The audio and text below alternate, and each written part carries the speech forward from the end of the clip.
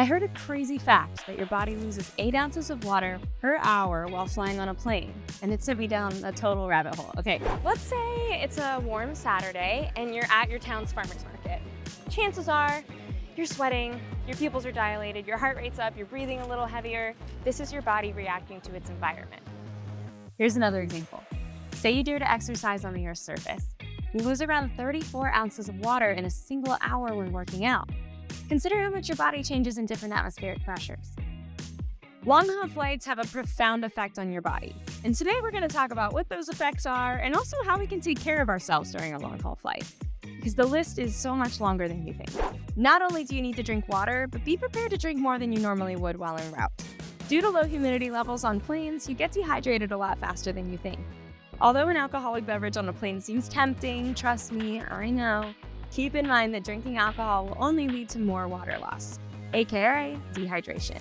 You see those people in the airport with their gigantic refillable water bottles? They're super smart. 50% of the air circulating in the cabin is pulled from the outside. And at higher altitudes, the air is practically devoid of moisture, which is why you'll get that dry feeling often in your skin, nose, and throat. On an aircraft at altitude, your body loses 8 ounces of water per hour. That's crazy. Believe it or not, this is mostly just from breathing. The Aerospace Medical Association suggests you drink about 8 ounces of water per hour to combat this inevitable dilemma. So yeah, if you're on that 8-hour flight to Europe, you'll probably be drinking 64 ounces of water if you do it right. What you put in your body before and during your flight directly affects your experience.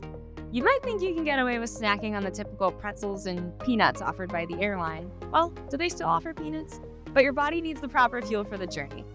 If you're like me and like to grab a whole bunch of chocolate and chips from the dollar store before a flight, it's my default setting, you might want to consider some of these alternatives. Try picking up some seeds and nuts, protein bars, crackers, trail mix, dried fruit, even some fresh sliced fruit or veggies. If you have trouble with your ears popping, you can grab chewy foods like fruit bars, gum, or other candies, such as Lifesavers. And if you're really smart, you won't eat a bunch of McDonald's like I do sometimes. Let's move on to vitamins. You might need some additional supplements to keep your normal body functions on track. Due to the new environment, funky atmospheric pressure, and food you're not typically eating, passengers can get off a long-haul flight feeling bloated, or the worst of it, digestion issues.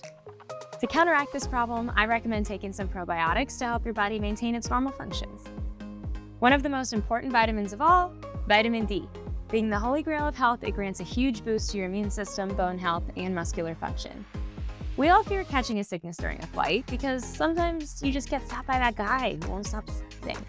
Have you ever heard of Airborne? It's an immune support system supplement that provides all the nutrients you need to reduce your chances of catching whatever he's got. And it comes in gummy form too, which is fun. As a more natural alternative, elderberry also helps with immunity and tastes pretty dang good. Believe it or not, there is a vitamin that helps with jet lag, magnesium.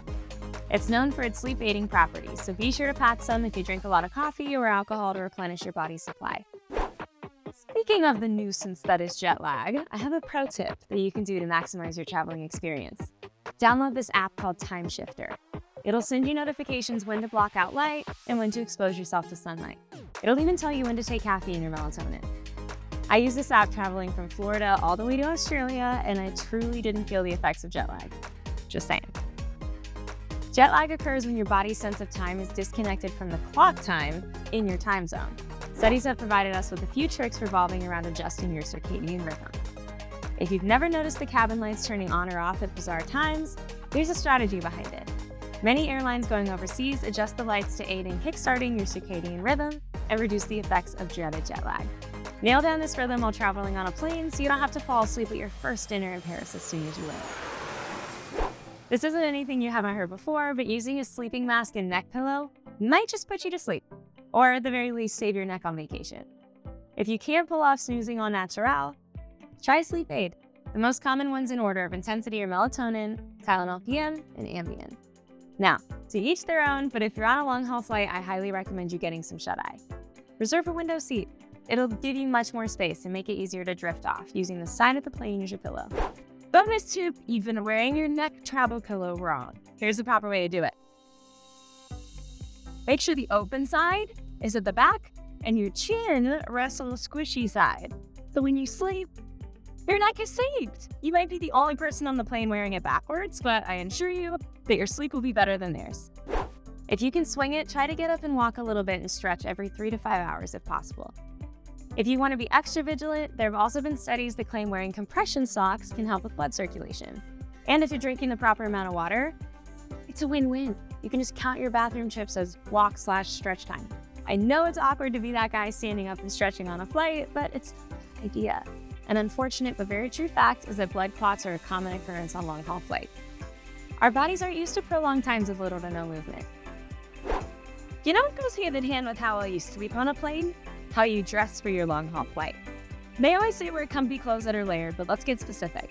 Try to bring a cardigan or pullover that's a little longer in the back, so when you inevitably lean and bend, your backside isn't cold and exposed. Although it's more typical the plane will be cold, especially when flying over the ocean, it could benefit you to bring a scarf. This can double as like a little blanket and be easily peeled off if it gets too warm. Other obvious choices are comfy stretchy pants, such as sweatpants, paired with some comfy shoes that allow for circulation. Now, we understand this is a luxury, but if possible, spring for the upgraded seat. Going on a long trip is exciting, but it means you'll be stuck in the same seat for hours at a time. Depending on how long you can handle it, you might want to consider a seat upgrade. Have you ever heard of seat pitch? It's a term used to describe the amount of legroom you get on an airplane seat. If you'd like to check out the amount of seat pitch you have booked, just search seat pitch, which airline you're flying, and which cabin class you're in, and it'll give you that legroom number in inches. Not all upgrades are created equal, however, so if you're looking to upgrade your seat, be sure to check for things like that if it's important to you. It's always satisfying to use credit card points or your airline miles to upgrade your seat. Feel free to ask the front desk kiosk if there's any last-minute upgrades. It costs nothing to ask. What are some of your favorite tips we've mentioned in this video? We'd love to hear your own travel tips in the comments section.